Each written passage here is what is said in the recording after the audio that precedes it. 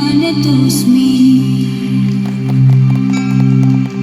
योगेन चित्तस्य पदेन वाचा मलं शरीरस्य च वैद्यकेन योपाकरोत्तं प्रवरं मुनीनां पतञ्जलिं प्राञ्जलिरानतोऽस्मि।